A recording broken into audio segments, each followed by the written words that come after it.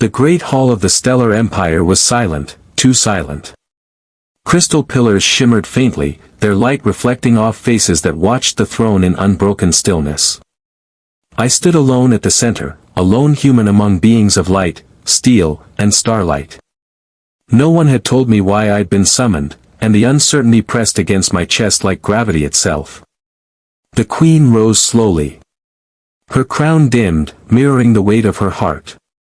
When she finally spoke, her trembling voice carried across the hall like distant thunder. "My daughter," she said, "is pregnant." A wave of gasps rippled through the court. I felt every gaze turn toward me, sharp and searching. The queen's eyes met mine, not with anger, but with something far heavier. Truth.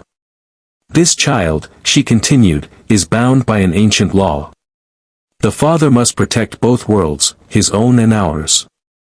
Not by blood alone, but by choice." I tried to speak, but my voice failed me. Memories surfaced, the princess's kindness, her fascination with humanity, the quiet nights we spent talking about duty and the stars.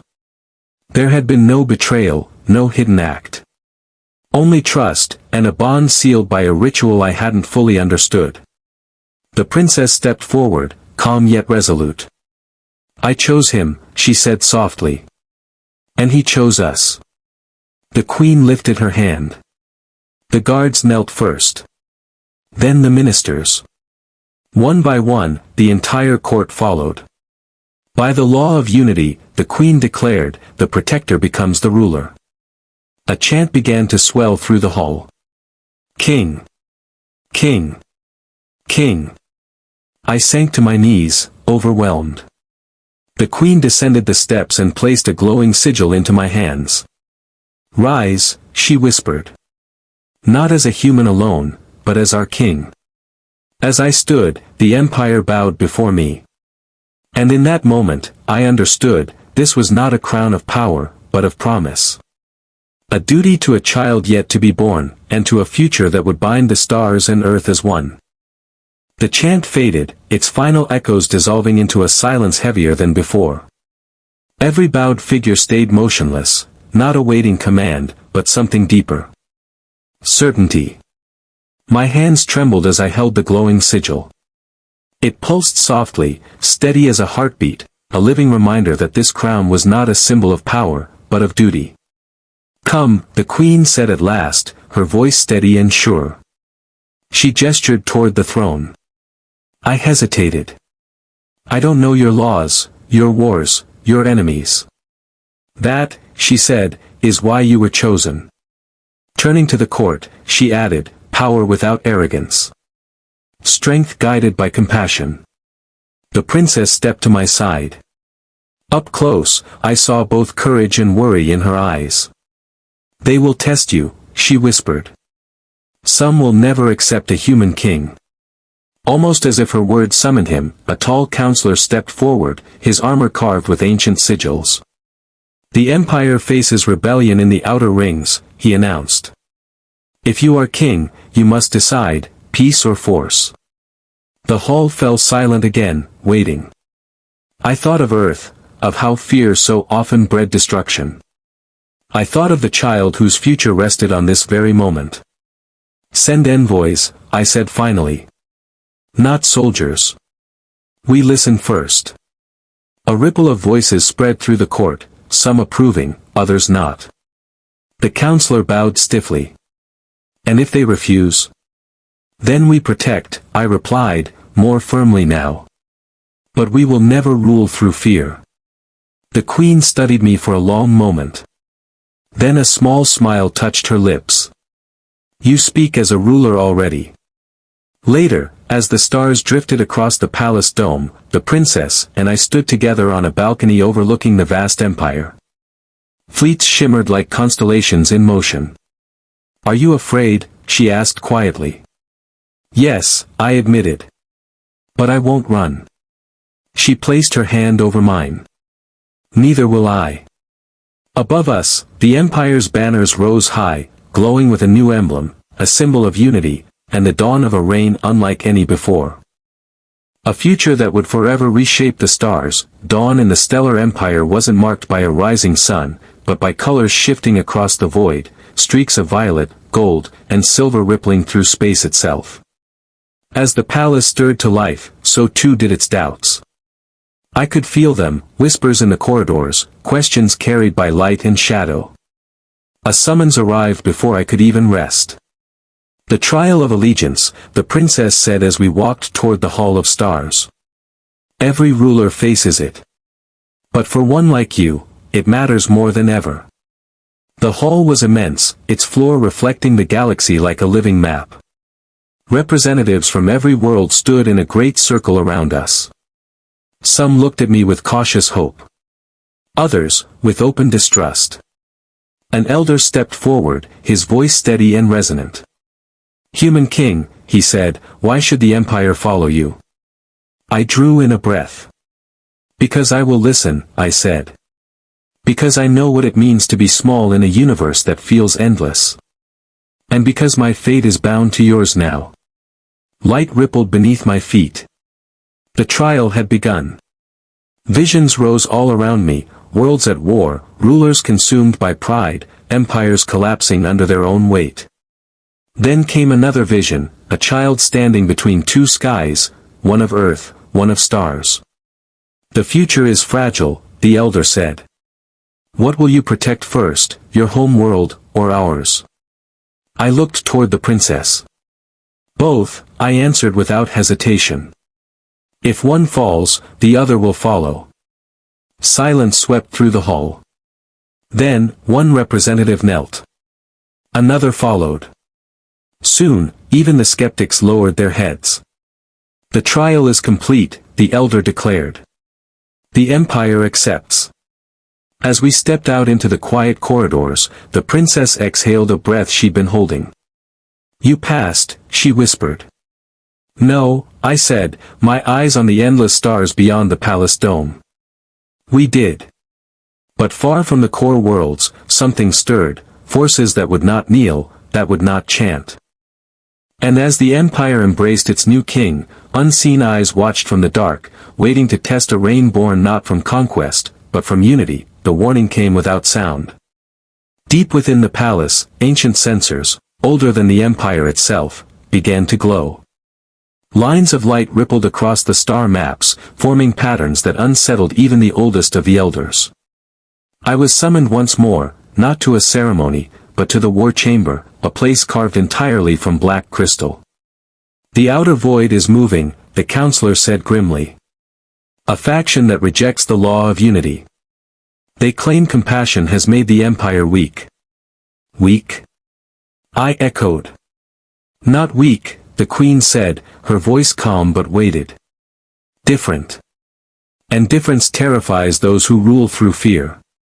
A projection ignited before us, casting the room in silver light. Vast fleets drifted at the edge of known space, not yet invading, merely watching. Waiting. "They will strike where they believe you are most vulnerable," the queen said quietly. "At the child." My chest tightened. The princess stepped forward, her expression resolute. "I will not hide," she said. "Nor will our child." I turned toward her, startled. "You shouldn't have to face this." She met my gaze without hesitation. "Neither should you. That's why we rule together." The council chamber fell silent. Then the queen nodded once. "So it shall be." Preparations began, not for conquest, but for endurance. The empire lit its beacons, sending messages to distant systems.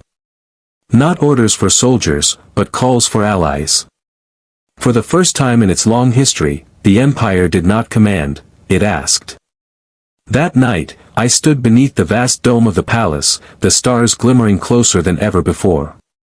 Their light felt heavier somehow, as if burdened by expectation. I understood then, true leadership wasn't about standing above others, it was about standing in front of them when the darkness came. A soft glow appeared beside me. The queen. "They will test you again," she said gently. "Harder than before." "I know," I said. But I won't become what they fear just to defeat them. She rested a hand on my shoulder. Then you truly are king. Far beyond the Empire's borders, the enemy fleets began to stir. Shadows spread toward the stars. And in that moment, I understood the crown's true purpose. It was no longer just mine to bear, it was the shield I would raise for all who still believed that a kinder future was worth defending. The Empire did not sleep as the hostile fleets advanced. Even space itself felt tense, as though the stars were holding their breath. From the highest tower, I watched the reports flicker across the displays, outer void ships breaching forbidden borders, their formations sharp, disciplined, merciless. "They're sending a message," the counselor said quietly. "Submit your rule, or lose everything." I closed my eyes. Every ruler faced this moment, not the battle itself, but the decision that came before it. The queen stood beside me, silent but steady. The princess rested a hand over her stomach, her expression calm despite the growing storm. "They expect fear," she said softly. "Or anger." "They won't get either," I answered. I ordered a broadcast, one that would reach not only the Empire, but the enemy as well. No threats. No bluster. Just truth. "My name is spoken as king," I said into the light, "but I stand as a guardian. We will defend ourselves, but we will not destroy what we hope to unite." The message spread across the stars, echoing through shadow and silence alike. For a time, there was no response. Then the sensors flared. The first wave of enemy ships powered their weapons, but did not fire. Instead, a single vessel broke from formation, drifting forward. Smaller. Slower. "A challenger," the counselor murmured. "Their leader requests direct contact." The room erupted in debate. Warnings of traps. Fears of assassination. I raised my hand. "Prepare a meeting chamber," I said. "No weapons." The queen turned toward me, her gaze unwavering. "This could cost you everything." I nodded. "Or save it." As the chamber was made ready, the alarms still echoing faintly through the halls, I felt the true weight of the crown settle over me. Not as gold or light, but as consequence. Outside, the hostile fleets waited. Inside, the future of the Empire balanced on the edge of a single meeting yet to come. And somewhere between fear and hope, I realized, this was not the end of the story. It was the moment that would decide how it truly ended. The meeting chamber was silent except for the low hum of the energy fields. No guards. No weapons. Only truth, standing bare between us. The doors opened. The leader of the outer void entered, tall, armored, eyes sharp with the weight of centuries spent in war. His gaze swept over me, then the queen, then the princess. "So," he said, his voice cold and metallic, "this is the human who softened an empire." I didn't rise in anger. I stepped forward slowly, evenly. "No," I said. "I strengthened it." He gave a short, harsh laugh. "By love. By unity. Empires endure through fear." I met his stare. Empires endure through purpose. Fear only delays collapse. His eyes shifted toward the princess. "And the child? Will inherit a galaxy that no longer needs endless war," I said firmly. For the first time, doubt flickered across his expression. "The outer void was born from betrayal," he said quietly. "We were part of the Empire once, until we were cast aside." The queen stepped forward, her tone steady, her posture regal yet humble. "Then the failure is mine," she said softly. "Not yours." Silence fell, deep and absolute. I extended my hand toward him. "Stand with us," I said. "Not beneath us. Not against us. With us." The leader stared at my hand for a long, tense moment. Then, slowly, he removed his helmet and sank to one knee. "End this cycle," he said. "Before it consumes us all." Outside, the hostile fleets powered down. One by one, their weapons dimmed and their lights softened. Across the empire, the news spread like dawn breaking over shadow. No great battle was fought. No worlds burned. That day, history turned not because a king conquered, but because he listened. Later, beneath the vast canopy of stars, the queen placed the crown upon my head once more. Today, she said, her voice filled with quiet pride, you did not rule the empire. You united it. The princess stood beside me, her hand in mine, and as the galaxy entered a new age, I finally understood. A true king is not the one the empire bows to, but the one who helps it rise together.